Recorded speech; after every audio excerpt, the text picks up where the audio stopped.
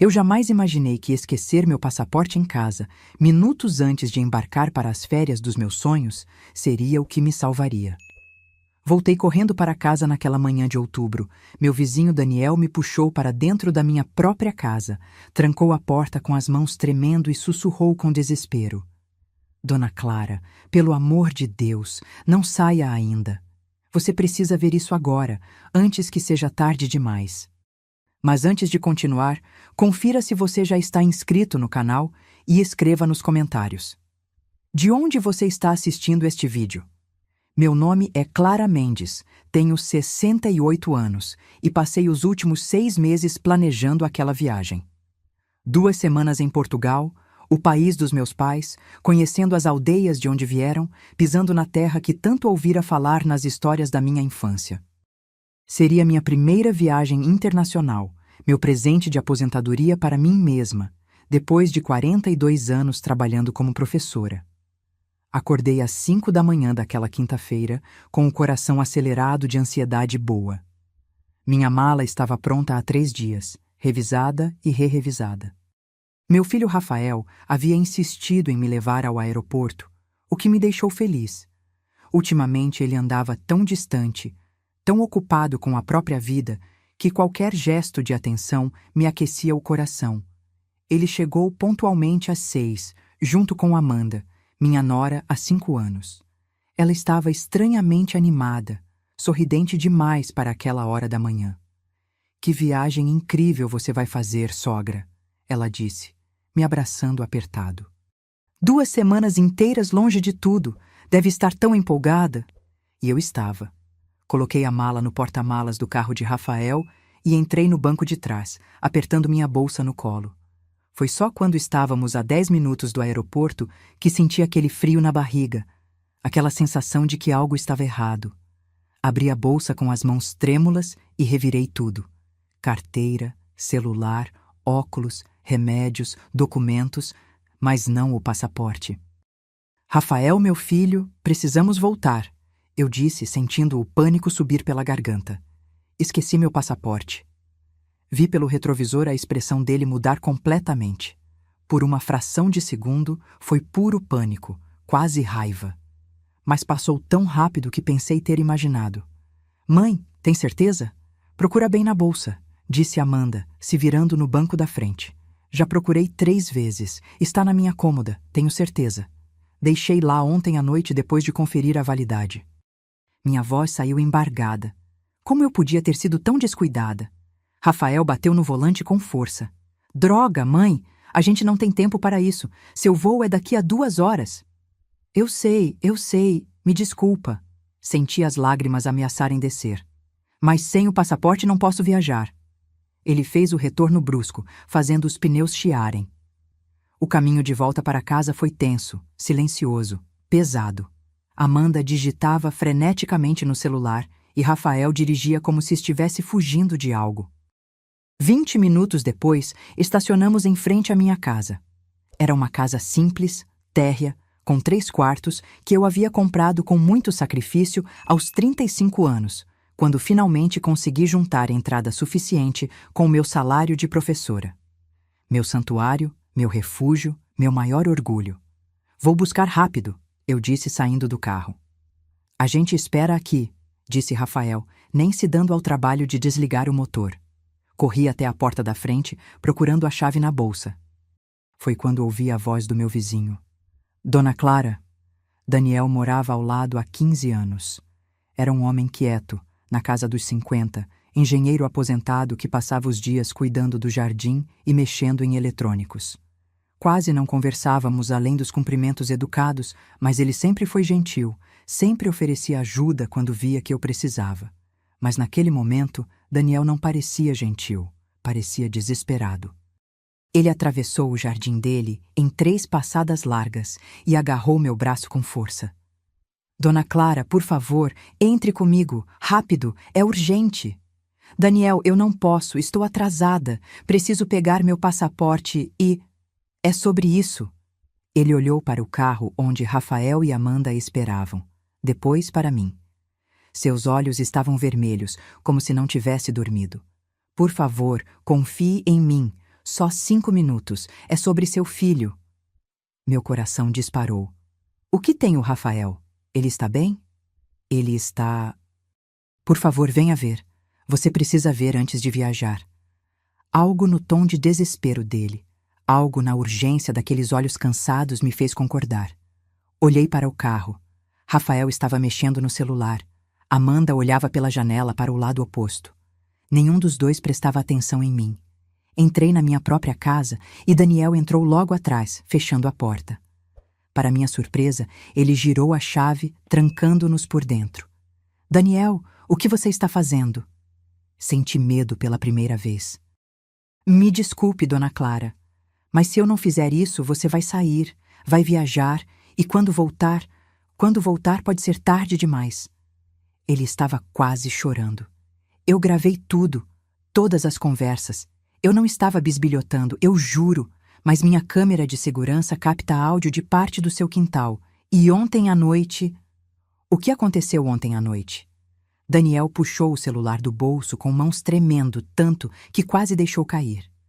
Seu filho e sua nora estiveram aqui. Você não estava. Tinha ido na farmácia. Eles trouxeram um corretor de imóveis. O mundo começou a girar devagar ao meu redor. O quê? Eles estavam mostrando sua casa para possíveis compradores, Dona Clara. E tem mais, muito mais. Senta, por favor. Minhas pernas cederam e eu me sentei no meu próprio sofá, aquele que comprei há 20 anos em uma liquidação e que ainda estava firme e confortável. Daniel sentou ao meu lado e apertou play em um vídeo. A imagem era granulada, em preto e branco, mostrando meu quintal lateral. O ângulo da câmera dele pegava perfeitamente a área perto da minha janela da cozinha. E lá estavam Rafael e Amanda, junto com um homem de terno que eu não conhecia, caminhando pelo meu quintal como se fossem os donos. Daniel aumentou o volume. A data e hora no canto da tela mostravam 18 de outubro, 19h47, ontem à noite, enquanto eu estava fora. A voz de Rafael soou clara. Como podem ver, o terreno é amplo. A casa precisa de algumas reformas, mas a estrutura está boa. Minha mãe Ela cuidou bem do lugar. E quando podemos fazer a vistoria completa? Perguntou o homem de terno. Foi Amanda quem respondeu, com aquela voz doce que ela sempre usava comigo. Em 2 semanas, ela vai estar fora, viajando. Teremos todo o tempo do mundo. Ela sabe que vocês estão vendendo? Perguntou o corretor. O silêncio que se seguiu durou uma eternidade. Então Rafael disse, com uma voz que eu nunca tinha ouvido antes, fria e calculada. Ela vai saber quando precisar saber.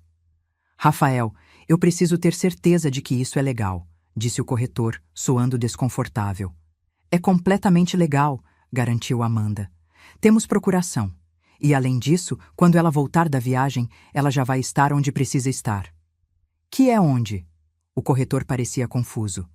No Recanto da Paz, disse Rafael. É um lar de idosos. Muito bom, aliás.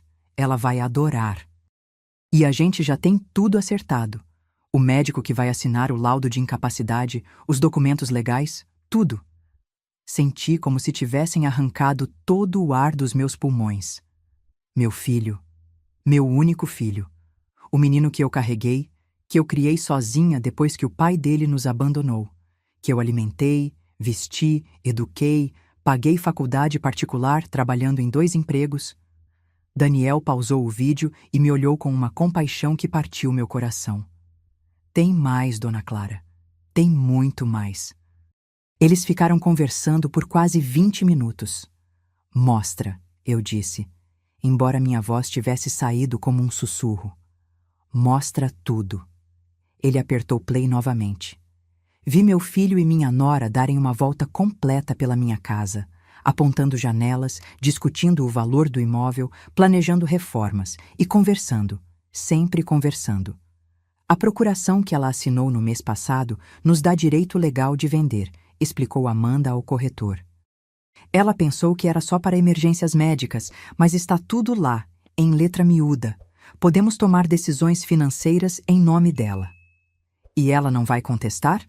O corretor ainda parecia hesitante. Rafael deu uma risada amarga. Quando ela voltar de Portugal, já vai estar internada. O Dr. Carvalho é meu amigo da faculdade. Ele vai assinar que ela tem demência avançada, que não pode mais viver sozinha. Com o laudo médico e a procuração, a gente tem controle total. Mas ela... Ela parece bem, disse o corretor. Acabei de vê-la entrando no carro de vocês. Não parece ter nada errado com ela. Ela está bem agora, admitiu Amanda. Mas em 2 semanas, oficialmente, ela não vai mais estar. Papelada é uma coisa maravilhosa. O corretor ficou em silêncio por um momento. Olha, eu trabalho com imóveis há 20 anos. Já vi muita coisa. Isso parece errado. Você vai ganhar sua comissão ou não? A voz de Rafael cortou como uma lâmina. Se não quer o trabalho, eu acho outro corretor. Tenho 3 na lista. Eu quero o trabalho, disse o corretor rapidamente. Só estou me certificando. Então está certificado, disse Amanda. A casa vale quanto mesmo? No mercado atual, limpa e sem dívidas como está, eu diria uns 850 mil. Ouvi minha própria respiração falhar. 850 mil reais. Era verdade que os valores dos imóveis na região tinham subido muito nos últimos anos, mas eu nunca tinha parado para pensar no valor real da minha casa. Era minha casa. Simplesmente isso. Ótimo, disse Rafael. Você acha que consegue vender rápido? Com certeza. Terreno desse tamanho nessa localização, em menos de 1 mês. Daniel pausou novamente e me encarou. Eu estava chorando, as lágrimas descendo silenciosas pelo meu rosto, mas eu nem tinha percebido. Tem mais, ele disse gentilmente. Depois que o corretor foi embora, eles ficaram, conversaram mais, sobre você, sobre os planos deles. Eu preciso ouvir, eu disse, limpando as lágrimas com as costas da mão. Preciso saber tudo. Daniel passou o vídeo para frente até outro trecho. Agora eram apenas Rafael e Amanda, sentados nos degraus da minha varanda dos fundos. Aquela varanda onde eu tomava café todas as manhãs, onde eu lia meus livros nas tardes de domingo. 2 anos, Amanda estava dizendo. 2 anos fazendo papel de nora dedicada, 2 anos aguentando os almoços de domingo, as histórias repetitivas, os conselhos não solicitados. Eu sei, disse Rafael, acendendo um cigarro. Eu nem sabia que ele fumava. Imagina para mim, são 40 anos ouvindo como ela se sacrificou por mim, como trabalhou duro, como abriu mão de tudo. Ela é tão dramática, concordou Amanda. Sempre a mártir, sempre a vítima. E meu coração, que eu pensei já estar despedaçado, encontrou novas maneiras de se partir. Mas vai valer a pena, continuou Rafael. 850 mil da casa, mais as economias dela. Ela tem uns 200 mil na poupança, não tem? Por aí, mais a aposentadoria, que a gente vai controlar enquanto ela estiver no asilo. 1 milhão, Rafael calculou. 1 milhão, mais ou menos. Dá para comprar aquele apartamento que você quer no Leblon. E abrir meu salão de beleza, acrescentou Amanda, animada. Sempre quis ter meu próprio negócio. E eu finalmente posso sair daquele emprego de merda e investir em alguma coisa que preste. Eles ficaram em silêncio por um momento. Então Amanda perguntou. Você acha que ela vai sofrer? No asilo? Rafael deu de ombros. Sinceramente? Não me importo. Ela viveu a vida dela. Fez as escolhas dela. Agora é nossa vez. Você realmente não sente nada? Amanda soou genuinamente curiosa. Ela é sua mãe. Ela é a pessoa que me criou, corrigiu Rafael. Não é a mesma coisa que amar alguém. Eu nunca pedi para nascer. Nunca pedi para ela fazer todos aqueles sacrifícios. Ela escolheu isso, não eu. E agora ela tem que aceitar as consequências. Daniel desligou o vídeo. Ficamos sentados ali, no meu sofá, em silêncio total.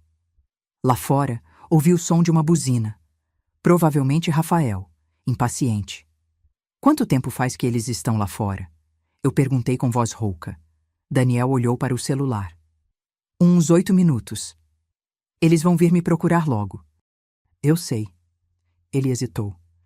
Dona Clara, eu pensei muito antes de te mostrar isso.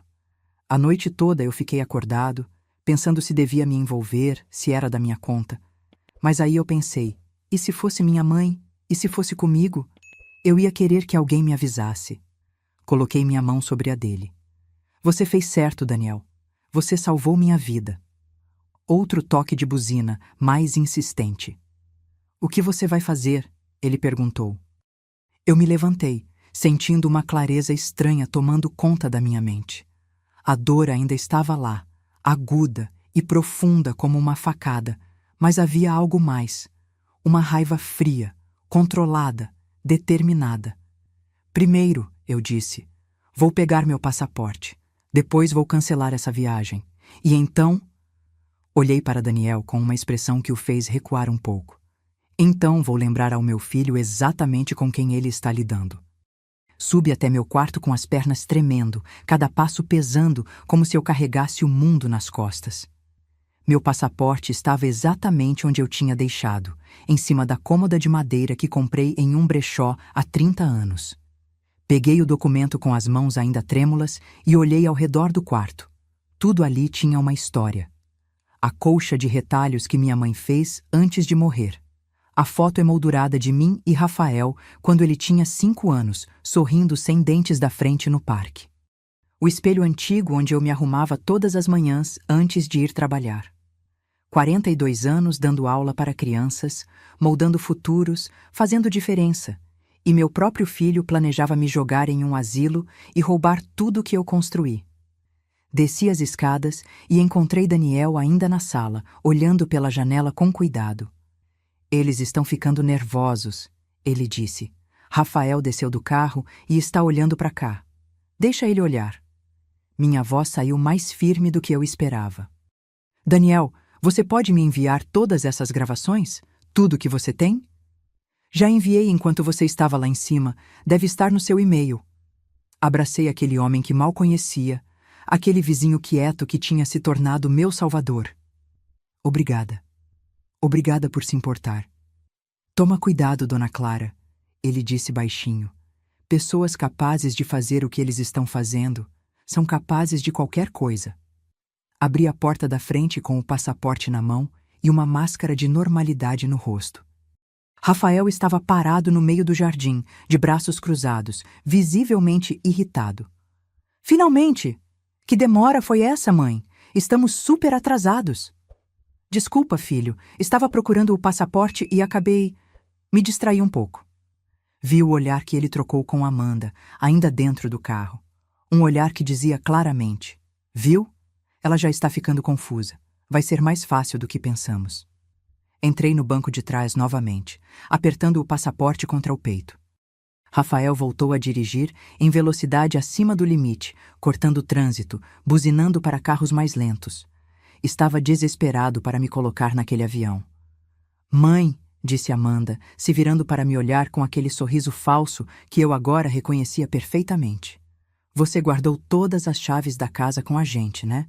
Para a gente poder ir lá, regar suas plantas, pegar a correspondência. Claro, as plantas que eu nem tinha. Eles queriam acesso livre à casa enquanto eu estivesse fora. Guardei sim, menti. Está tudo com vocês. Ótimo, ela pareceu aliviada. A gente vai cuidar de tudo direitinho. Pode viajar tranquila. Tranquila. A palavra ecoou na minha cabeça com ironia amarga. Chegamos ao aeroporto às 8h15. Meu voo era às 10. Rafael estacionou na área de desembarque e desceu para pegar minha mala do porta-malas. Bom, mãe, boa viagem. Ele me abraçou rapidamente, mecanicamente. Aproveita bastante. Espera, eu disse, segurando o braço dele. Eu preciso conversar com vocês dois. É importante. Vi o pânico atravessar o rosto dele por uma fração de segundo. Mãe, você vai perder o voo. Não vai demorar. Olhei nos olhos dele, aqueles olhos castanhos iguais aos meus. Rafael, eu quero te fazer uma pergunta. E quero que você seja honesto comigo. Tá. Que pergunta? Amanda desceu do carro, se aproximando com cautela como um animal sentindo perigo. Você me ama? A pergunta saiu simples, direta. Rafael piscou, confuso. Que pergunta é essa, mãe? Claro que eu te amo. Você é minha mãe. Não é isso que eu perguntei. Minha voz estava calma, controlada.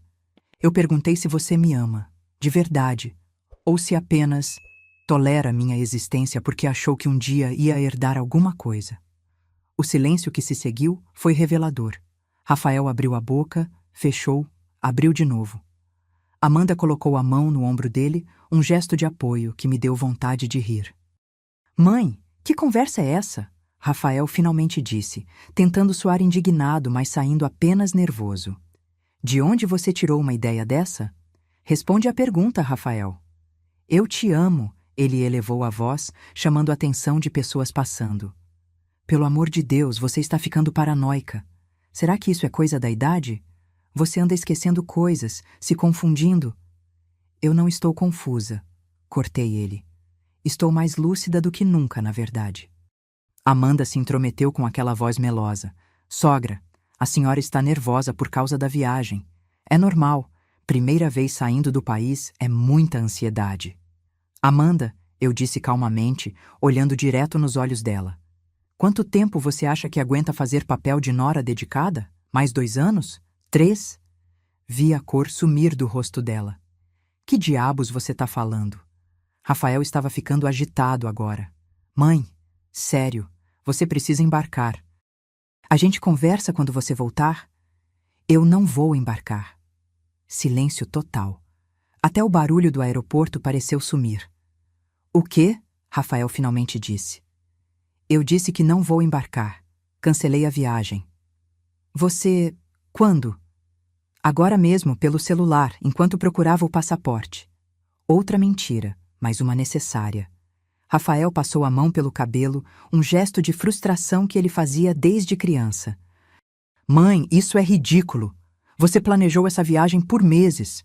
Por que diabos você cancelaria agora? Por quê? Eu disse devagar.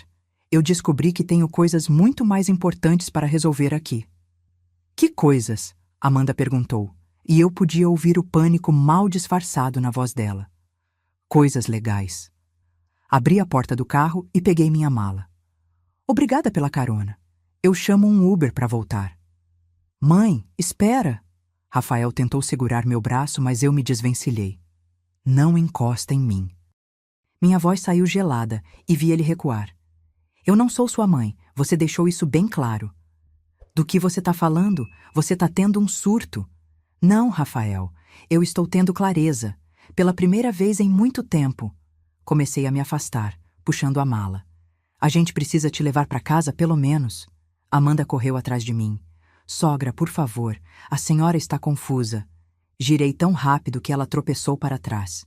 Eu disse que não estou confusa, e vocês dois não vão mais entrar na minha casa. Nunca mais. Você não pode fazer isso.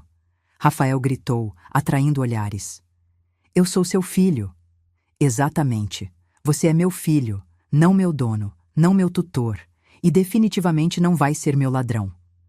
Vi a realização atravessar o rosto dele. Ele sabia.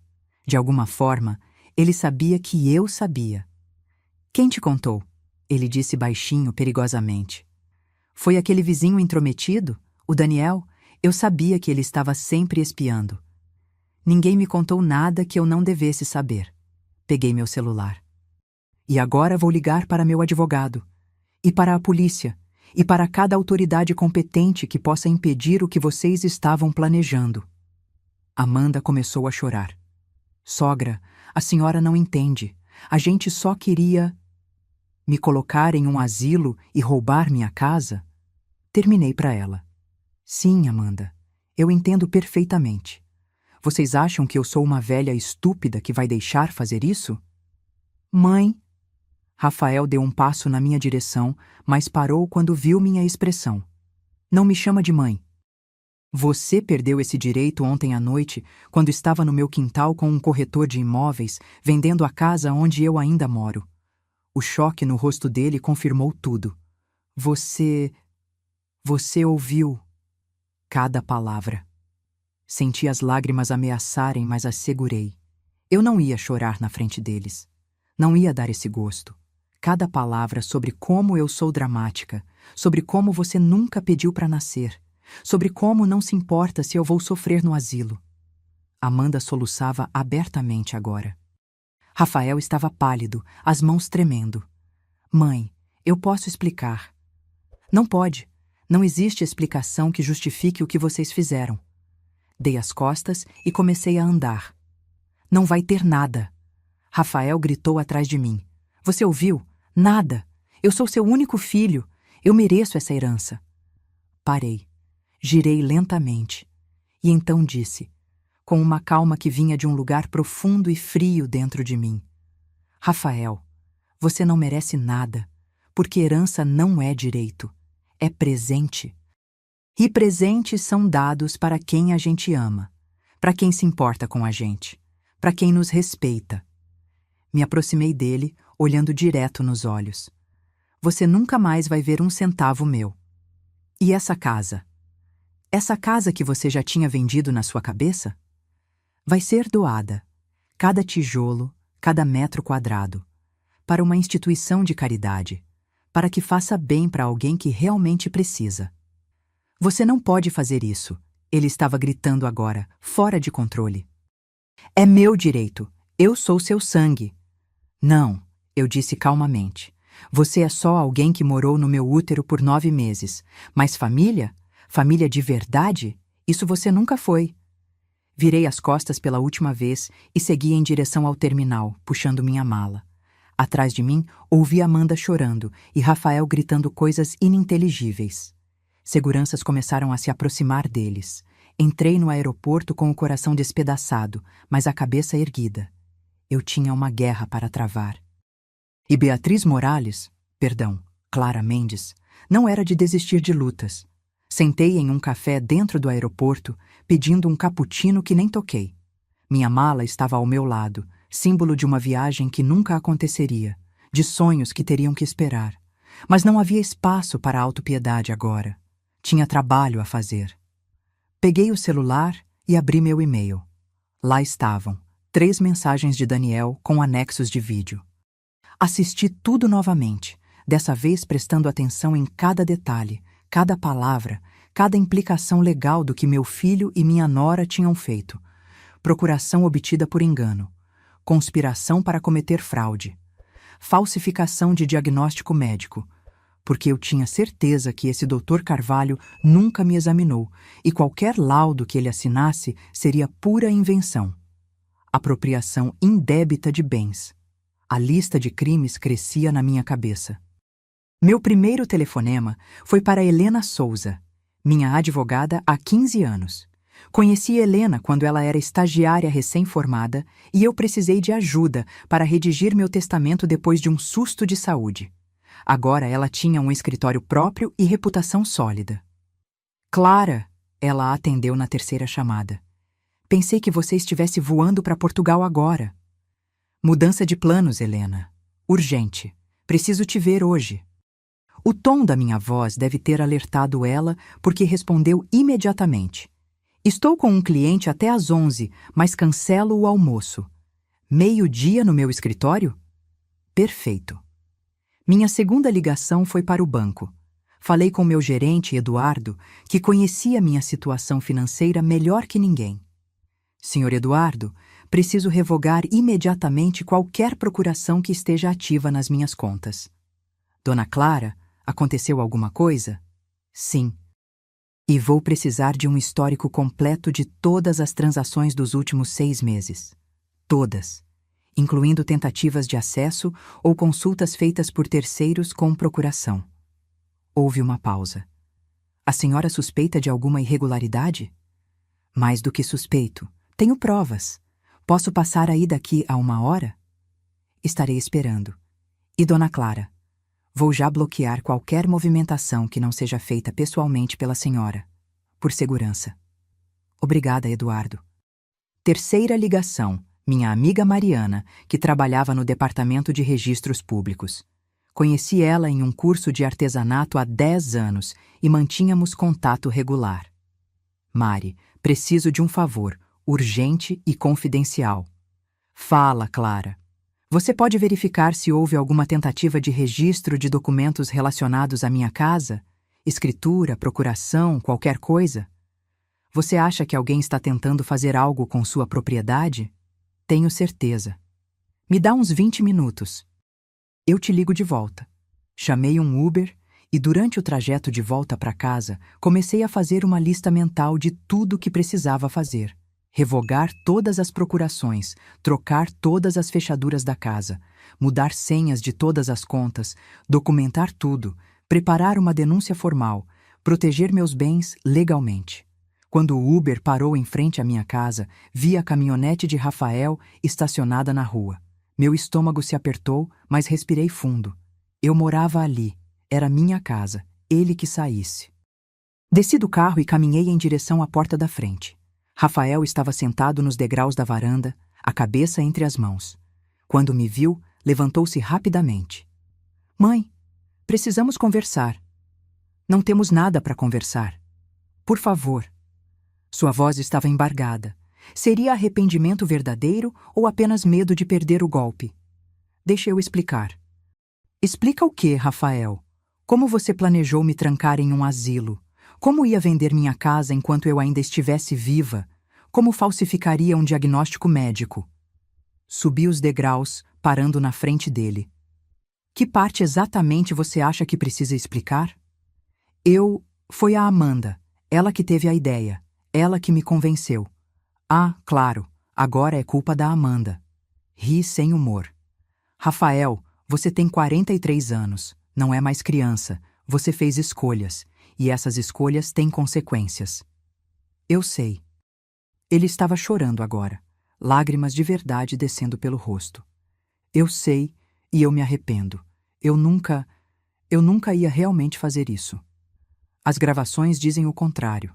Ele ficou pálido. Que gravações? Você acha mesmo que ninguém ia perceber vocês tramando no meu quintal? Meu vizinho tem câmeras de segurança, Rafael. Câmeras com áudio. Eu tenho tudo. Cada palavra que vocês disseram. Vi o medo real nos olhos dele agora. Mãe, por favor, eu posso ir para a cadeia. Você quer isso? Você quer que seu filho vá para a cadeia? E ali estava, a manipulação, o apelo emocional de última hora, o pensa em mim, não no que eu fiz com você. Você deveria ter pensado nisso antes, eu disse, passando por ele e enfiando a chave na porta. Agora sai da minha propriedade e não volte. Essa casa é minha por direito. A máscara caiu de novo e lá estava a raiva. Eu sou seu único filho. Tudo o que você tem deveria ser meu. Deveria? Girei para encará-lo. Baseado em quê? No fato de você ter saído de mim? Isso não te dá direito a nada, Rafael. Nada. Eu não pedi para nascer. Não pedi para você me criar sozinha. Isso foi escolha sua. Foi. Foi minha escolha te amar, te criar, te dar tudo o que eu podia dar. E foi sua escolha jogar tudo isso fora por ganância. Abri a porta. Agora some daqui antes que eu chame a polícia. Você vai se arrepender disso, ele gritou enquanto descia os degraus. Quando você estiver velha e doente e sozinha, você vai se arrepender de ter me afastado. Rafael, eu disse calmamente, eu já estou velha, e se ficar sozinha, pelo menos vai ser porque escolhi dignidade em vez de aceitar traição. Fechei a porta na cara dele. Encostei na porta por dentro, ouvindo o som dos passos dele se afastando, do motor da caminhonete ligando, dos pneus rangendo na rua. Só então permiti que as lágrimas caíssem. Chorei por tudo que perdi. Não a casa, não o dinheiro. Eu choraria pelo filho que pensei ter, pelo relacionamento que pensei que tínhamos, pela família que descobri nunca existir de verdade. Chorei por 10 minutos. Depois lavei o rosto, tomei um copo d'água e voltei ao trabalho. Daniel bateu na minha porta 20 minutos depois, trazendo uma pasta com todas as gravações impressas, com transcrições que ele fez durante a noite. Pensei que você fosse precisar disso, ele disse timidamente. Em formato físico, para levar para o advogado. Daniel, eu não sei como te agradecer. Não precisa agradecer. Só fico feliz que você não tenha embarcado naquele avião. Ele hesitou. Dona Clara, posso te perguntar uma coisa? Claro. Por que você acha que seu filho fez isso?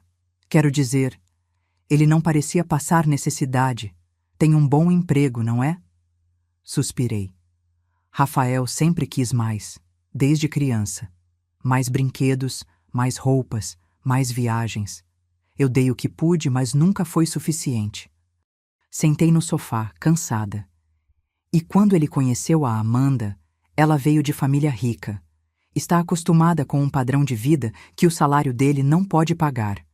Acho que ela viu em mim uma solução. E ele foi fraco o suficiente para aceitar. Isso não justifica. Não, não justifica nada. Mariana me ligou de volta logo depois. Clara, achei algo. Fala. Tem uma procuração registrada em seu nome há 2 meses. Dá poderes completos ao Rafael Mendes Silva para tomar decisões financeiras, médicas e legais. Meu sangue gelou. Eu não assinei isso. Tem sua assinatura aqui. Então é falsa. Mariana, essa procuração precisa ser invalidada imediatamente. Você vai precisar entrar com um processo, provar que foi obtida por fraude ou que a assinatura foi forjada. Tenho provas, muitas provas. Então leva tudo para o seu advogado. Eu posso testemunhar sobre o registro se precisar.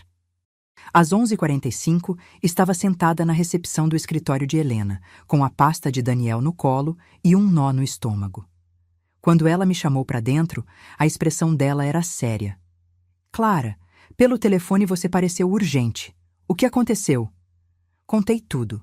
Mostrei os vídeos, as transcrições, a procuração fraudulenta. Ela assistiu tudo em silêncio, a expressão ficando cada vez mais sombria.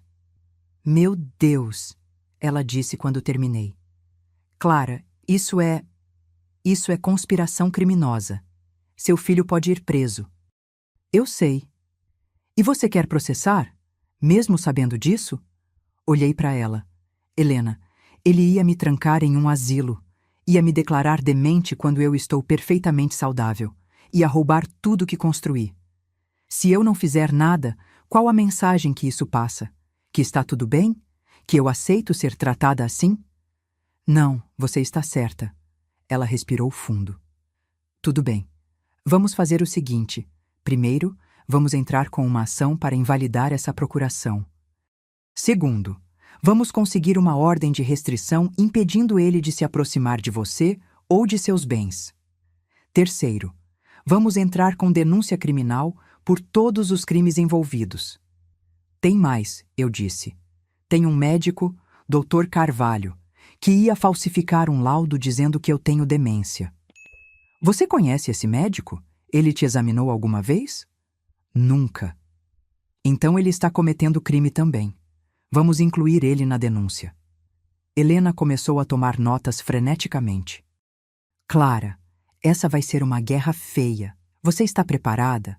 Porque quando isso se tornar público, quando Rafael e Amanda forem denunciados, você vai perder mais do que um filho.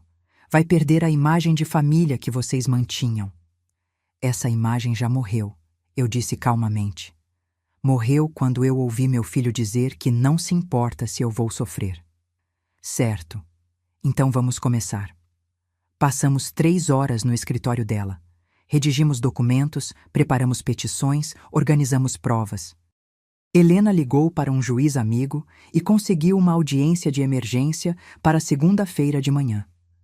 Até lá, ela disse, não fale com Rafael, não atenda ligações dele, não abra a porta se ele aparecer. Qualquer contato pode ser usado contra você, alegando que você perdoou ou concordou com algo. Entendido. E Clara? Ela segurou minha mão. Você é a mulher mais forte que eu conheço. Vai superar isso. Não me senti forte quando saí dali. Me senti cansada, quebrada, velha. Mas tinha uma coisa que eu ainda era, determinada. O fim de semana foi o mais longo da minha vida. Rafael me ligou 47 vezes. Amanda, 23. Bloqueei ambos os números. Mudei todas as fechaduras da casa na sexta à noite, chamando um chaveiro 24 horas que Daniel me recomendou. Instalei um sistema de segurança novo, com câmeras em todas as entradas. Fui ao banco no sábado de manhã e revisei cada transação dos últimos 6 meses. Eduardo estava certo de parecer preocupado. Havia tentativas de acesso negadas, consultas de saldo feitas com a procuração, transferências pequenas, R$ 50 aqui, 100 ali, que eu não tinha autorizado, mas que foram feitas em meu nome. Quanto no total? Perguntei, sentindo náusea. Nos últimos 6 meses, aproximadamente 8.400. Pequenas quantias para testar o sistema. Ver até onde podiam chegar sem que eu notasse. A preparação para o roubo grande que estava por vir. Quero cada centavo de volta. E quero que vocês investiguem internamente quem autorizou essas transações com uma procuração que eu não dei. Já estamos investigando, Dona Clara. E quanto à devolução, vamos processar como fraude. A senhora vai ter o dinheiro de volta. Mudei todas as minhas senhas. E-mail, banco, redes sociais que eu mal usava. Tudo. Liguei para minha companhia de seguros e atualizei os beneficiários. Rafael estava removido. Tudo iria para instituições de caridade agora. No domingo, fui à igreja pela primeira vez em meses. Não sou particularmente religiosa, mas precisava de algum tipo de conforto, algum lugar silencioso para pensar. Sentei em um banco no fundo e apenas respirei. Uma mulher mais velha sentou ao meu lado. Não a conhecia, mas ela sorriu calorosamente. Primeira vez aqui? Ela perguntou. Não, mas faz tempo. Às vezes a gente só precisa de um lugar quieto para processar as coisas. Ela tinha que ter uns 80 anos, cabelos completamente brancos, mãos enrugadas, mas olhos gentis. Sou Terezinha. Clara. Clara, posso te dizer uma coisa? Uma coisa que aprendi em 84 anos de vida? Pode. As piores traições vêm de quem a gente mais ama. Mas as maiores forças também nascem dessas traições, porque é quando a gente aprende do que é realmente capaz. Olhei para ela surpresa. Como você sabe? Conheço esse olhar. É o olhar de quem descobriu algo terrível sobre alguém que amava. Ela pegou minha mão. Meu filho me roubou quando eu tinha 70 anos. Usou meu nome para fazer empréstimos, forjou minha assinatura, vendeu bens meus. Levei 3 anos, mas consegui processar ele e recuperar tudo. Você se arrependeu de processar seu próprio filho? Todo dia. Ela sorriu tristemente. Mas não porque tomei a decisão errada. Me arrependo porque tive um filho capaz de fazer aquilo. O processo foi apenas a consequência. A dor veio da traição em si. E vocês? Nunca mais falamos. Ele cumpriu pena, saiu, refez a vida. Eu refiz a minha também. Não é um final feliz, Clara, mas é um final honesto, e às vezes isso é o melhor que podemos ter. Ela apertou minha mão mais uma vez e foi embora, me deixando com pensamentos pesados, mas também com uma estranha sensação de que eu não estava sozinha. Outras pessoas passaram por isso. Outras sobreviveram. Eu também sobreviveria. Segunda-feira chegou. Vesti meu melhor terno, o mesmo que usei na minha aposentadoria da escola, e fui para o fórum. Helena me encontrou na porta, com uma pasta grossa debaixo do braço. Pronta? Ela perguntou. Pronta. A audiência foi rápida. O juiz Andrade, um homem sério na casa dos 60, ouviu tudo com atenção. Assistiu aos vídeos, leu as transcrições, examinou a procuração fraudulenta. Senhora. Mendes, ele disse quando terminamos. A senhora está ciente de que, se prosseguir com isso, estará denunciando seu filho criminalmente? Ele pode ser preso. Estou ciente, meritíssimo. E ainda assim quer prosseguir? Quero. Se a senhora me permite, se eu deixar isso passar, qual mensagem isso manda? Que está tudo bem roubar idosos? Que está tudo bem falsificar documentos? Que está tudo bem porque é família? Olhei direto nos olhos dele. Eu fui professora por 42 anos. Ensinei milhares de crianças que ações têm consequências. Seria hipócrita não aplicar isso ao meu próprio filho. Ele assentiu lentamente. A senhora é uma mulher de princípios. Admiro isso. Bateu o martelo. Estou invalidando a procuração em questão imediatamente. Estou emitindo ordem de restrição contra Rafael Mendes Silva e Amanda Mendes Silva, proibindo-os de se aproximar da autora ou de seus bens. E estou encaminhando este caso para o Ministério Público para investigação criminal de conspiração para fraude, falsificação de documentos, apropriação indébita e abuso financeiro de idosos. Obrigada, meritíssimo. Quanto ao Dr. Carvalho mencionado nas gravações, a senhora sabe onde ele atende? Sei, tenho o endereço.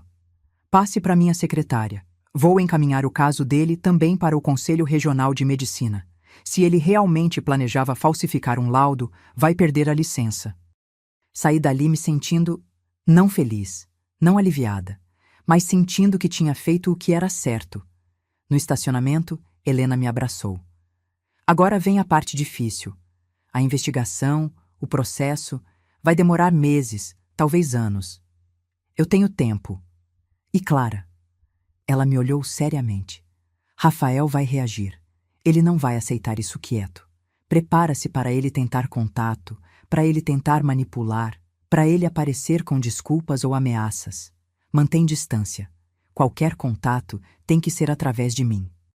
Entendido. Mas Helena estava certa. A reação veio mais rápido do que imaginei. Naquela mesma noite, por volta das 8, minha campainha tocou insistentemente. Olhei pela câmera de segurança nova que tinha instalado e vi Amanda parada lá, sozinha, chorando. Não abri. Sogra, por favor! Ela gritou através da porta. Eu sei que a senhora está aí. Por favor, me deixe explicar. Peguei meu celular e liguei para Helena. Amanda está na minha porta. Não abre, não conversa. Está gravando? Olhei para o sistema de segurança. Está gravando. Ótimo, deixa ela falar. Tudo o que ela disser pode ser usado depois. Assisti pela câmera enquanto Amanda chorava e implorava. Sogra, foi tudo culpa do Rafael. Ele me obrigou. Ele disse que se eu não participasse do plano, ia me deixar. Ela limpou o nariz no manga da blusa. Eu não queria fazer isso. Eu juro, eu gosto da senhora. Mentira. Eu tinha ouvido ela mesma na gravação de Daniel, dizendo como era irritante fazer papel de nora dedicada. Por favor, a senhora vai destruir minha vida. Eu vou perder meu emprego, minha reputação, tudo. Por favor, só retira a denúncia. Eu prometo que nunca mais vou aparecer. Prometo. Ela ficou ali por 20 minutos. Depois foi embora, finalmente percebendo que eu não ia abrir. 2 horas depois, foi Rafael. Mas ele não implorou. Ele ameaçou. Você vai pagar por isso, ele gritava para a câmera. Vai ficar velha e sozinha e ninguém vai cuidar de você. Quando você estiver doente, quando precisar de alguém, vai lembrar que afastou seu único filho. Liguei para a polícia. Eles vieram, viram a ordem de restrição e levaram Rafael embora com um aviso. Se voltasse, seria preso. Os dias seguintes foram uma mistura de alívio e tristeza profunda. Alívio porque tinha me protegido. Tristeza porque estava realmente sozinha agora. Daniel checava comigo todo dia. Trazia comida às vezes, alegando que tinha cozinhado demais. Ficamos amigos de verdade, unidos pela circunstância estranha que nos juntou. Você não se arrepende? Ele perguntou uma noite, enquanto tomávamos chá na minha varanda. De denunciar? Não. Me arrependo de ter criado um filho capaz disso. Mas de me defender? Nunca. 3 semanas depois da audiência, o Ministério Público me chamou para depor.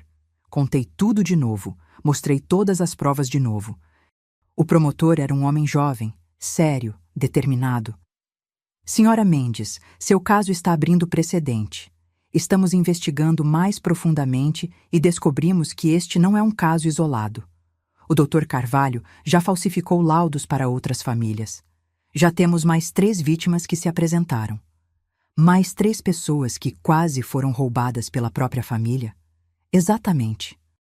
E todas com o mesmo padrão: procuração obtida por engano, diagnóstico falso de demência, internação forçada, apropriação de bens. Meu Deus! Por isso seu caso é tão importante. Se conseguirmos condenar todos os envolvidos, vamos mandar uma mensagem clara. Esse tipo de crime não vai ser tolerado. Saí dali me sentindo parte de algo maior. Não era só sobre mim. Era sobre todas as pessoas idosas sendo abusadas, roubadas, descartadas pela própria família. Mariana me ligou naquela noite. Clara, vi no sistema. Seu caso tá causando onda aqui. Como assim? Tem jornalistas pedindo acesso aos documentos públicos. Seu caso vai virar notícia. E virou. Uma semana depois, tinha uma repórter na minha porta. Recusei entrevista, mas isso não impediu que a história vazasse. Professora aposentada denuncia filho por tentar roubá-la e interná-la em asilo, dizia a manchete. Meu telefone não parava de tocar. Antigos alunos me ligando, oferecendo apoio, colegas professoras me visitando. Vizinhos que eu mal conhecia batendo na porta para dizer que estavam orgulhosos da minha coragem. Mas a ligação que mais me marcou foi de uma mulher que não conhecia. Dona Clara, meu nome é Marisa. Vi sua história no jornal e... eu precisava ligar.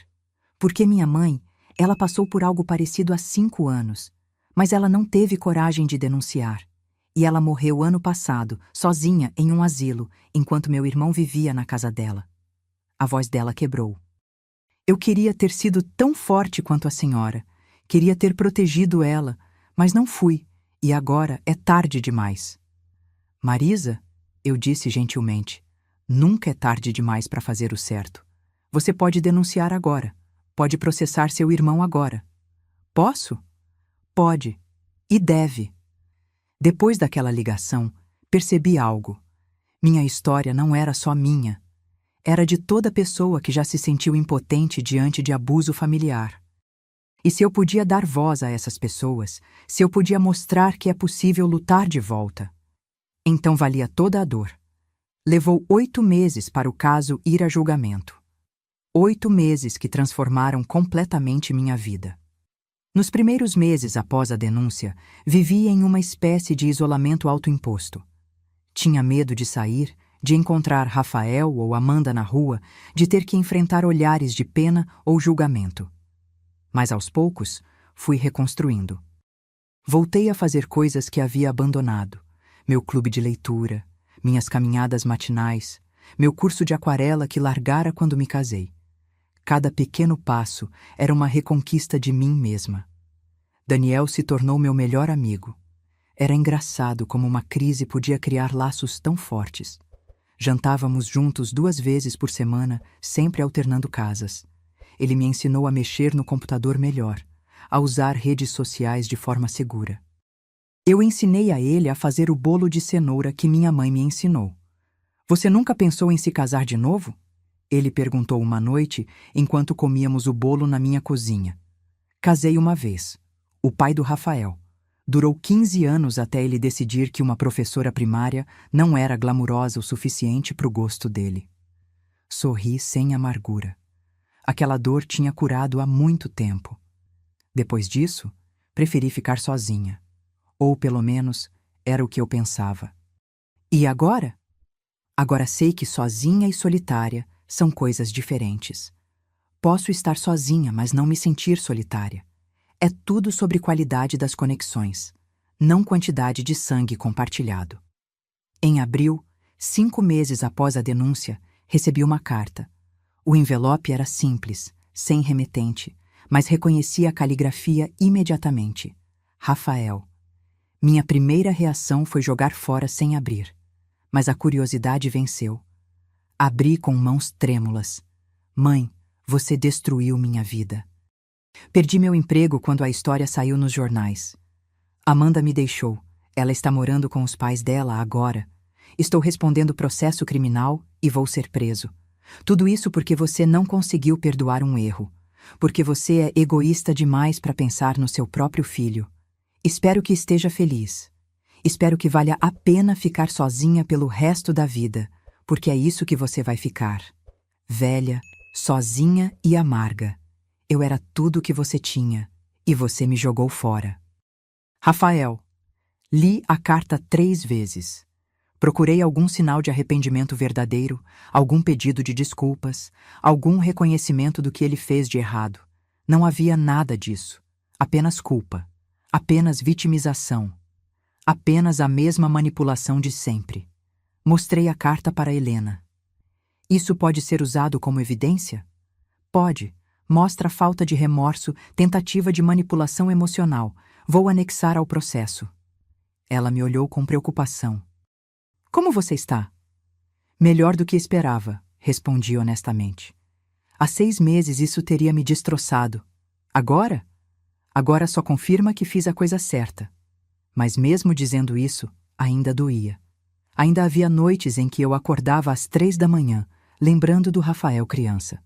Do garotinho que corria para mim quando se machucava, que me chamava de minha mãe especial, que me fazia cartões no Dia das Mães com desenhos tortos de nós duas. Onde aquele garoto tinha ido parar? Ou ele nunca existiu de verdade? Só existiu na minha imaginação de mãe esperançosa. O trabalho da investigação continuou. O Dr. Carvalho foi preso e o Conselho Regional de Medicina cassou sua licença permanentemente. Descobriram que ele tinha falsificado mais de 15 laudos nos últimos 3 anos, todos para famílias querendo declarar idosos incompetentes. Foi um escândalo que dominou os jornais por semanas. E cada vez que a história era mencionada, meu nome vinha junto. O caso que expôs o esquema de fraude contra idosos. Recebi centenas de cartas. Pessoas me agradecendo por ter tido coragem. Pessoas contando histórias similares. Pessoas pedindo conselhos sobre como se proteger. Uma carta em particular me marcou. Era de uma mulher de 85 anos chamada Estela. Querida Clara, tenho 85 anos e 3 filhos. Depois de ler sua história, peguei todos os meus documentos e fui consultar um advogado. Descobri que meu filho mais velho tinha obtido procuração e estava aos poucos transferindo meu dinheiro para contas dele. Se não fosse sua coragem de denunciar, de tornar público o que aconteceu com você, eu nunca teria suspeitado. Nunca teria checado. E estaria hoje sem nada. Você salvou mais do que sua própria vida, Clara. Salvou a minha, e provavelmente a de muitas outras, com gratidão eterna, Estela. Chorei quando li aquela carta. Chorei porque pela primeira vez desde que tudo começou, senti que havia propósito naquela dor. Que não foi tudo em vão. Em junho, 2 meses antes do julgamento, o promotor me chamou para uma reunião. Senhora Mendes, tenho uma proposta para a senhora. Que tipo de proposta? Rafael e Amanda estão dispostos a fazer um acordo. Eles se declaram culpados dos crimes de fraude e falsificação. Em troca, o promotor pede penas reduzidas, 2 anos de prisão domiciliar em vez de cadeia, mais restituição financeira e serviços comunitários. E o que eu ganho com isso? Um julgamento mais rápido, menos exposição pública e a garantia de que vão ser condenados sem risco de um júri absolver. Pensei sobre isso. Parte de mim queria vê-los na cadeia. Queria que sentissem o peso completo das consequências. Mas outra parte estava cansada. Cansada da briga, cansada da exposição, cansada de reviver a traição toda vez que tinha que contar a história. Quanto de restituição financeira? Todo o dinheiro roubado, mais danos morais. Estamos falando de aproximadamente R$150 mil no total. E os serviços comunitários? 300 horas cada um, trabalhando em lares de idosos. Irônico, eu sei, mas é proposital. Queremos que eles vejam de perto o que quase fizeram com você. Refleti por um longo momento. Posso pensar sobre isso? Claro. Tenho que ter uma resposta até semana que vem. Conversei com Daniel sobre isso naquela noite. O que seu coração diz? Ele perguntou. Meu coração está confuso. Minha cabeça diz para aceitar o acordo. Menos estresse, fim mais rápido. Mas meu coração acha que eles merecem algo pior. E se você pensar não no que eles merecem, mas no que você merece? O que seria melhor para você? Aquela pergunta mudou minha perspectiva. O que eu merecia? Paz. Encerramento. A possibilidade de seguir em frente, sem ter que passar meses em um julgamento público, sem ter que sentar na mesma sala que Rafael, enquanto advogados dissecavam minha vida. Acho que vou aceitar o acordo, eu disse finalmente. E foi o que fiz. 1 semana depois, estava no fórum novamente, desta vez para a audiência de aceitação do acordo. Rafael e Amanda estavam lá, sentados com seus advogados, evitando meu olhar. O juiz leu os termos: culpa confessada em fraude, falsificação e tentativa de apropriação indébita. 2 anos de prisão domiciliar com monitoramento eletrônico. 300 horas de serviços comunitários. Restituição de R$ 150 mil. Ordem permanente de restrição. Eles não podiam se aproximar de mim, da minha casa ou fazer qualquer tipo de contato. As partes concordam com esses termos? Perguntou o juiz. Sim, meritíssimo, disseram os advogados de Rafael e Amanda. Senhora Mendes? Levantei. Sim, meritíssimo, mas gostaria de fazer uma declaração, se permitir. Prossiga. Olhei para Rafael pela primeira vez em meses. Ele estava magro, pálido, envelhecido. Amanda tinha cortado o cabelo curto e estava sem maquiagem. Pareciam pequenos, diminuídos. Rafael, comecei, e minha voz saiu firme. Você disse na sua carta que eu destruí sua vida, mas não fui eu. Você destruiu a sua própria vida quando decidiu que seu conforto material valia mais que a dignidade da sua mãe. Respirei fundo. Eu te perdoo. Não porque você merece, mas porque eu mereço paz. Mas perdoar não significa esquecer, e certamente não significa ter você de volta na minha vida. Virei para Amanda. Você, eu mal conhecia. Mas aprendi que algumas pessoas veem idosos não como seres humanos, mas como recursos a serem explorados. Espero que seu trabalho nos lares de idosos te ensine que pessoas velhas ainda são pessoas, ainda merecem respeito, dignidade, amor. Voltei para o juiz. Aceito o acordo, meritíssimo. E peço que parte da restituição financeira seja doada para o Fundo de Proteção ao Idoso, para ajudar outras vítimas de abuso familiar. Assim será feito, disse o juiz, batendo o martelo. Caso encerrado.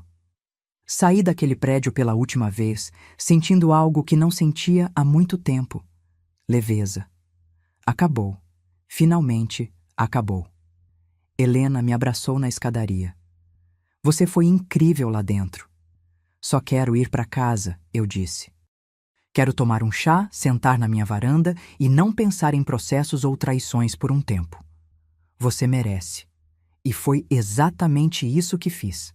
Cheguei em casa, preparei meu chá favorito de camomila, sentei na minha cadeira de balanço na varanda e, pela primeira vez em 8 meses, permiti que minha mente ficasse completamente em paz. O sol estava se pondo, pintando o céu de laranja e rosa. Meu jardim, que eu tinha negligenciado durante toda a turbulência, estava precisando de cuidados. Mentalmente já estava fazendo planos para revitalizá-lo. Daniel apareceu com uma garrafa de vinho espumante. Ouvi dizer que alguém aqui precisa comemorar. Como você soube? Helena me ligou. Espero que não se importe. Não me importo. Sorri genuinamente. Na verdade, fico feliz de não estar sozinha. Bebemos o vinho, conversamos sobre coisas sem importância, rimos de piadas bobas. E quando a noite caiu completamente, olhei para as estrelas e senti, pela primeira vez em muito tempo, gratidão. Gratidão por Daniel, que arriscou se envolver. Gratidão por Helena, que lutou por mim. Gratidão até pela dor, porque me ensinou do que eu era capaz. Sabe, eu disse para Daniel, durante muito tempo pensei que família era tudo, que sangue era o vínculo mais importante que existia. E agora? Agora sei que família é quem aparece quando você precisa, quem te protege, quem te respeita. Olhei para ele. Família é você, Daniel. Família é a Helena. Família é essa comunidade que se formou ao meu redor quando eu estava mais vulnerável.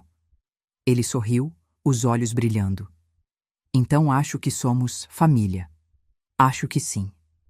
E naquele momento, sentada na minha varanda com meu amigo ao lado, minha casa segura, meu futuro protegido, eu percebi que tinha algo que Rafael nunca teria. Verdadeira paz de espírito. Porque paz não vem de quanto dinheiro você tem ou de quantas propriedades você rouba. Vem de dormir à noite sabendo que você fez a coisa certa, mesmo quando foi difícil. E eu tinha feito a coisa certa. os meses seguintes ao acordo foram de reconstrução.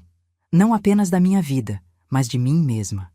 Percebi que havia passado tanto tempo definida pelos meus papéis, professora, mãe, vítima, que tinha esquecido quem era Clara, simplesmente Clara. Voltei a pintar. Transformei o quarto de hóspedes que Rafael usava quando visitava, raramente percebi agora, em um ateliê. Comprei telas, pincéis, tintas a óleo. Passei horas ali, perdida na criação, deixando que as cores expressassem o que palavras não podiam. Minha primeira pintura foi de uma gaiola aberta com um pássaro voando para longe. Óbvio demais, talvez, mas verdadeiro. O grupo de apoio que encontrei online também ajudou muito. Era específico para vítimas de abuso financeiro familiar e descobri que não estava sozinha. Havia dezenas, centenas de pessoas com histórias similares. Filhos que roubavam, netos que manipulavam, cônjuges que planejavam. Compartilhei minha história em uma das reuniões virtuais. Uma mulher chamada Glória, que tinha 72 anos, comentou depois: "Você fez o que eu nunca tive coragem de fazer", denunciou, e agora está livre. "Você ainda pode denunciar", eu disse. "Minha filha já gastou todo o meu dinheiro, não tem mais nada para recuperar." "Mas tem justiça, ainda pode haver consequências." Glória ficou em silêncio por um momento. "Sabe de uma coisa? Você tem razão. Só porque ela já roubou tudo, não significa que deveria sair impune." 2 semanas depois, Glória me mandou uma mensagem. Tinha ido a um advogado e feito uma denúncia. "Graças a você", ela escreveu. "Obrigada por me mostrar que nunca é tarde para se defender." Aquele tipo de mensagem se tornou comum. Pessoas me escrevendo, me agradecendo, me contando que minha história as inspirou a agir. Percebi que tinha uma plataforma, mesmo sem querer. Em setembro, um ano depois de ter esquecido o passaporte e descoberto a traição, uma jornalista me procurou para uma entrevista em profundidade. "Não só sobre o caso", ela explicou, "mas sobre o que você aprendeu, sobre como se reconstruir após uma traição familiar. Acho que muita gente precisa ouvir isso." Hesitei. Exposição pública ainda me deixava desconfortável, mas pensei nas glórias do mundo, nas estelas, em todas as pessoas sofrendo em silêncio. "Tudo bem", eu disse. "Vamos fazer." A entrevista aconteceu na minha casa. A jornalista, Paula, era uma mulher na casa dos 40 com olhos gentis e jeito respeitoso. "Me conta, Clara", ela começou. "Quando você descobriu o que seu filho estava planejando, qual foi seu primeiro pensamento?" "Que eu tinha falhado como mãe." A resposta saiu honesta, crua. "Porque como eu podia ter criado alguém capaz daquilo?" "E você ainda sente assim?" "Às vezes, mas estou aprendendo que eu não falhei. Eu fiz tudo o que uma mãe devia fazer. Dei amor, educação, valores." O que ele fez com tudo isso, as escolhas que ele tomou quando adulto, isso não é reflexo de mim. É reflexo dele. "Você chegou a confrontá-lo?" Perguntou por quê. "Não, porque qualquer resposta seria insuficiente. Não existe motivo bom o suficiente para fazer o que ele fez." "E Amanda, sua nora?" Suspirei. "Amanda veio de uma família rica. Acho que sempre viu pessoas mais velhas como recursos. Viu em mim uma fonte de dinheiro fácil. E Rafael? Rafael foi fraco o suficiente para concordar." "Você os perdoou?" "Perdoei por mim, não por eles. Carregar raiva é como tomar veneno e esperar que o outro morra. Eu escolhi soltar." "Mas você não quer eles de volta na sua vida." "Não. Perdão não significa reconciliação. Significa paz. E minha paz requer distância deles." A entrevista foi publicada em uma revista importante e posteriormente republicada online.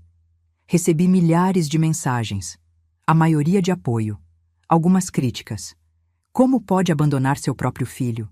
Família é família, devia ter perdoado de verdade. Mas uma mensagem em particular me chamou a atenção. Era de uma professora jovem, 28 anos, chamada Júlia. "Dona Clara, sou professora como a senhora foi. E tenho uma aluna, Isabela, que vive com a avó. Percebi que a avó estava ficando cada vez mais frágil, confusa, enquanto os pais da Isabela, filhos da avó, compravam carros novos, faziam viagens. Depois de ler sua história, reconheci os sinais. Conversei discretamente com a avó. Ela não sabia que tinha vendido a casa. Não sabia que tinha dado dinheiro aos filhos. Graças a você, consegui conectar ela com um advogado. Ela fez denúncia. E agora ela e a neta estão protegidas. Você salvou essa família, Dona Clara. Você está salvando tantas famílias apenas por ter tido coragem de contar sua história. Com imensa gratidão, Júlia. Chorei ao ler aquilo. Chorei porque significava que tudo, toda a dor, toda a exposição, todo o confronto, tinha valido a pena. Em outubro, Daniel me fez uma proposta surpreendente. Clara, o que você acha de darmos palestras juntos? Palestras sobre o quê? Sobre abuso financeiro de idosos, sobre os sinais de alerta, sobre como se proteger. Eu posso falar do ponto de vista técnico, segurança residencial, proteção de documentos.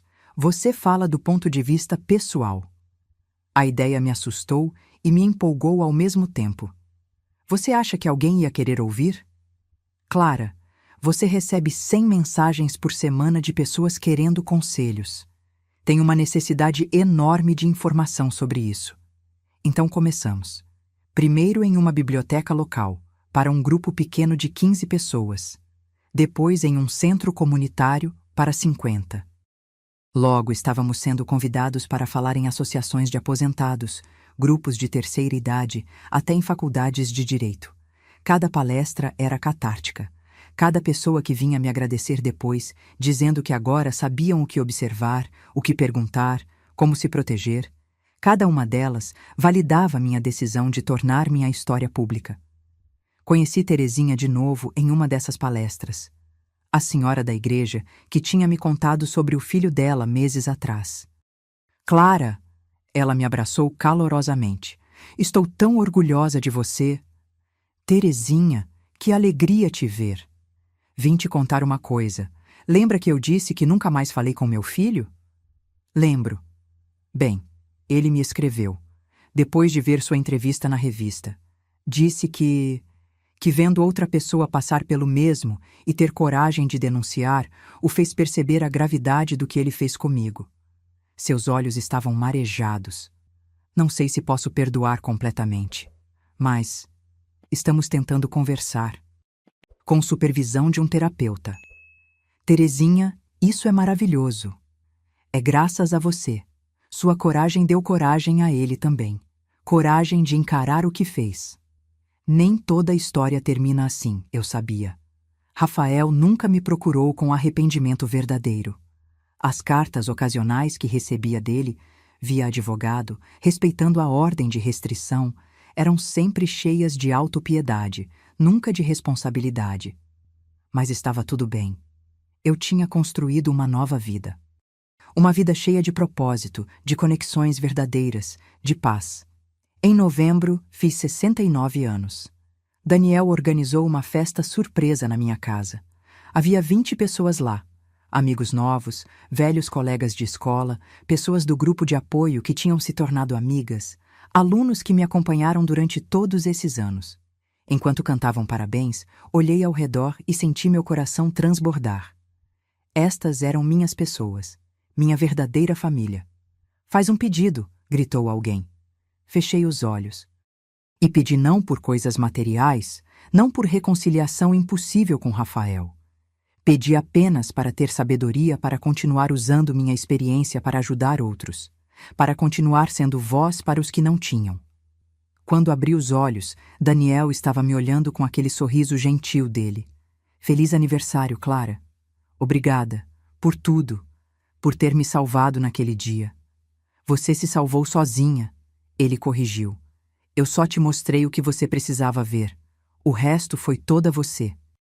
Talvez ele estivesse certo.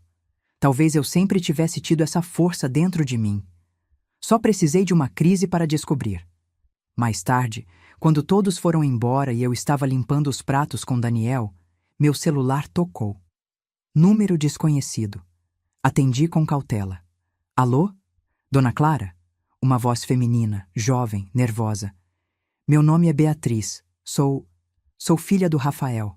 O mundo parou. Filha do Rafael? Repeti confusa. Mas o Rafael não tem filhos. Tem sim. Eu tenho 22 anos. Minha mãe... Ela namorou o Rafael antes dele conhecer Amanda. Ficou grávida. Ele pagou pensão, mas nunca quis contato. Sentei devagar, processando. Rafael tinha uma filha. Eu tinha uma neta. E nunca soube. Por que você está me ligando agora, Beatriz? Porque vi sua história. E porque meu pai me ligou semana passada. Pela primeira vez em 22 anos. Querendo se aproximar de mim. Sua voz ficou amarga. Mas eu pesquisei. Sei do processo. Sei o que ele fez com a senhora. E pensei que se ele é capaz de fazer aquilo com a própria mãe, o que vai me fazer? Por que de repente quer contato? Provavelmente porque agora está sozinho e assustado, eu disse honestamente. E está procurando alguém para manipular. Era o que eu imaginava. Ela suspirou. Dona Clara, eu sei que não tenho direito de pedir nada. A senhora nem sabia que eu existia. Mas você aceitaria me conhecer? Não por ele, por nós. Porque eu sempre quis ter avó. Meu coração se apertou e se expandiu ao mesmo tempo. Uma neta. Uma possibilidade de família que eu pensava ter perdido para sempre. Beatriz, eu disse suavemente, eu adoraria te conhecer. Marquei de encontrar Beatriz em uma cafeteria neutra, um lugar público onde ambas nos sentiríamos seguras. Estava nervosa de um jeito que não sentia há meses. E se ela fosse igualzinha ao Rafael? E se isso fosse algum tipo de golpe novo? Mas quando a vi entrando no café, uma moça magra, de cabelos escuros presos em rabo de cavalo, óculos de armação redonda e um sorriso tímido, tudo que vi foi uma garota nervosa procurando conexão. Dona Clara? Ela perguntou, se aproximando da mesa que eu tinha escolhido perto da janela. Beatriz? Me levantei e impulsivamente a abracei. Ela era alta, mais alta que eu, e cheirava a lavanda. Quando nos separamos, havia lágrimas nos olhos dela. Desculpa, ela disse, limpando os olhos com um guardanapo. Eu imaginei esse momento tantas vezes. Você me procurava? Sim, desde que tinha uns 12 anos. Mas minha mãe sempre dizia que não era boa ideia. Que o Rafael tinha deixado claro que não queria nada com a gente, e a família dele provavelmente seria igual. Sentamos e pedimos café. Ela me contou sua história em voz baixa, mas firme.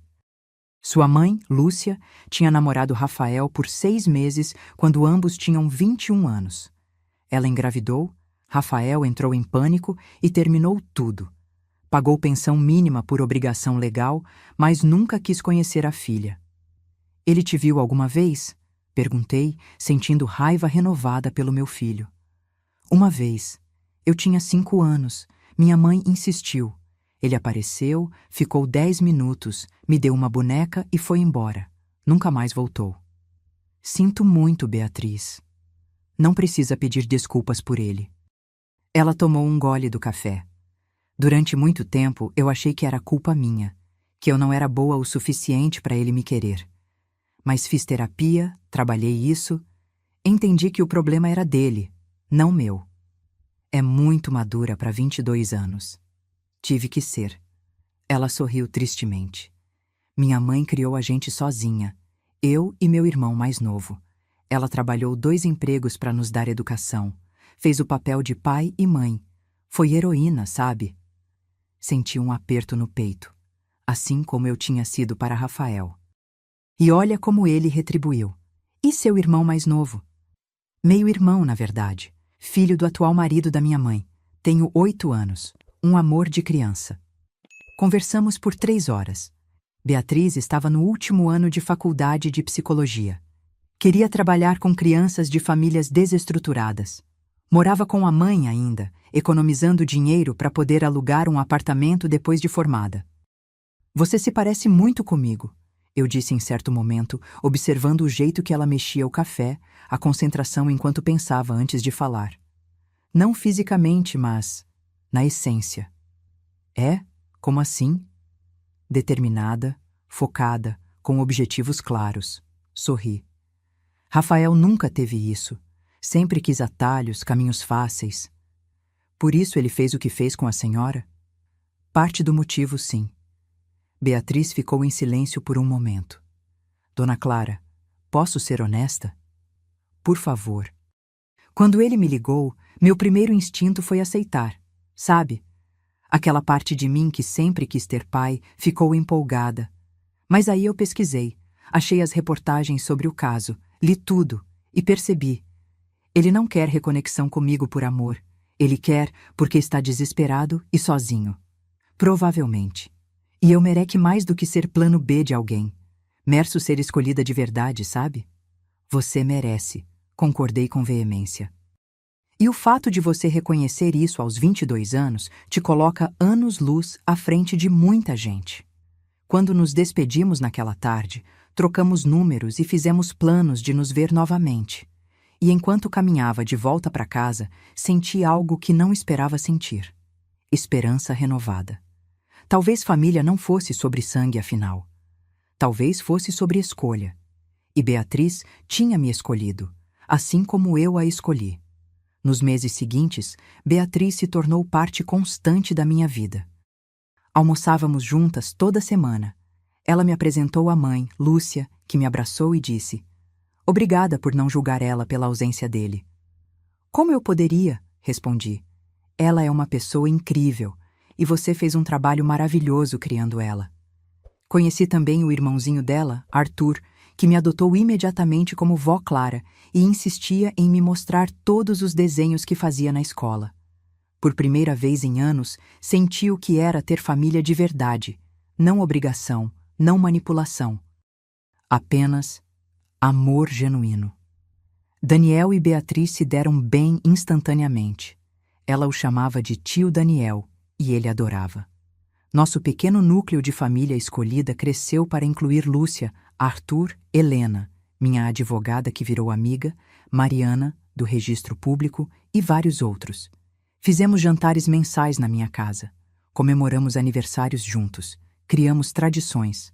No Natal daquele ano, em vez de estar sozinha como imaginei que estaria, minha casa estava cheia de risadas, música, amor. "Brinde", disse Daniel, levantando a taça no meio do jantar. A Clara, que nos ensinou que família é quem aparece e que nunca é tarde para recomeçar. "Avó Clara", gritou Arthur, levantando seu copo de suco. Todos riram e brindaram. E eu, sentada à cabeceira daquela mesa, olhei ao redor e senti uma gratidão tão profunda que quase doía. Rafael me mandou uma carta em dezembro. Outra tentativa de contato via advogado. "Mãe, é Natal. Época de família. Época de perdão. Já cumpri metade da pena. Tenho sido modelo. Fiz todas as horas de serviço comunitário. Aprendi minha lição. Você não acha que já foi suficiente? Não podemos tentar reconstruir? Tenho uma filha. Você sabia? Beatriz. Ela não quer falar comigo, mas talvez se você interceder.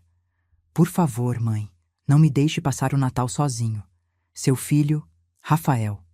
Peguei uma caneta e papel e escrevi minha resposta.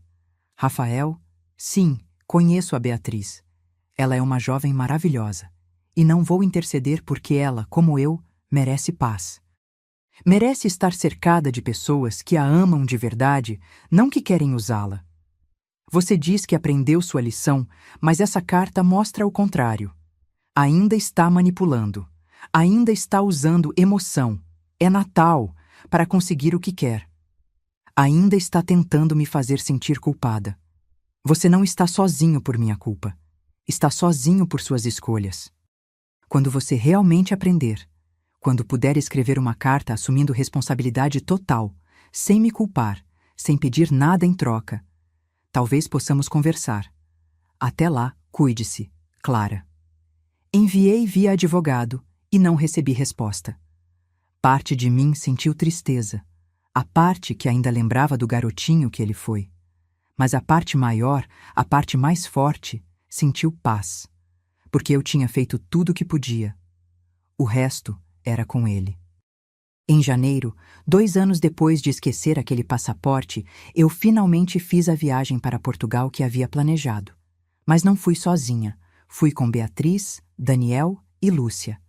4 dias explorando aldeias, comendo bacalhau, ouvindo fado. Em uma noite em Lisboa, sentados em um restaurante com vista para o Tejo, Beatriz me fez uma pergunta.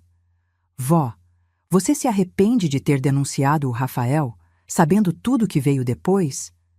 Pensei cuidadosamente antes de responder. Não. Porque se eu não tivesse denunciado, estaria presa. Talvez não fisicamente em um asilo, mas emocionalmente, presa na raiva e na traição. A denúncia me libertou. E você acha que ele vai mudar algum dia? Não sei. Espero que sim, por ele. Mas não é mais minha responsabilidade garantir isso. Ela assentiu lentamente. Você me inspira, vó, sério. Ver você se reconstruir assim. Você me inspira também, eu disse honestamente. Ver você tão jovem, mas já com tanta clareza sobre o que merece, sobre limites saudáveis. Aos 22 anos, eu mal sabia quem eu era. Daniel levantou sua taça. Às mulheres fortes desta mesa e aos novos começos. Brindamos sob o céu estrelado de Lisboa e eu soube, com certeza absoluta, que estava exatamente onde deveria estar.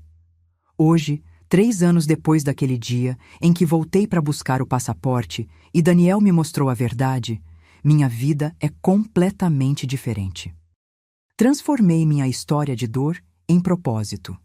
A fundação que criei com parte do dinheiro da restituição já ajudou 247 idosos vítimas de abuso familiar. Oferecemos assistência jurídica gratuita, apoio psicológico e educação sobre proteção financeira.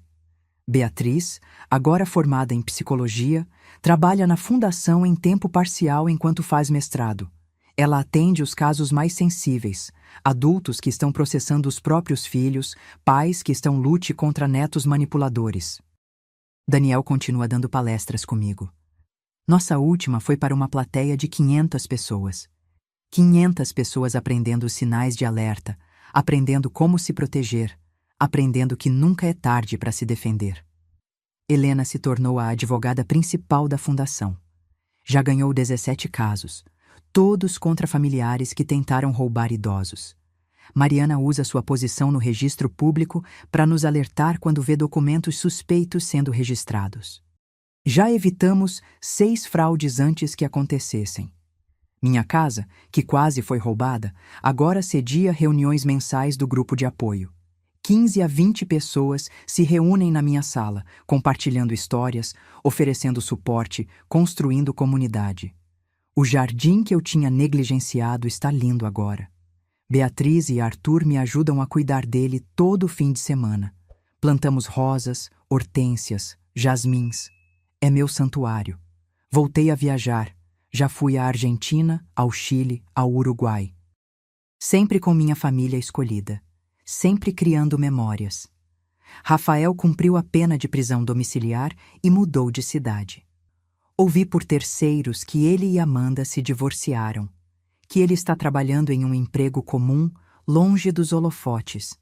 Não sei se ele mudou de verdade ou se apenas aprendeu a esconder melhor sua natureza. Não importa mais. Ele não faz parte da minha vida.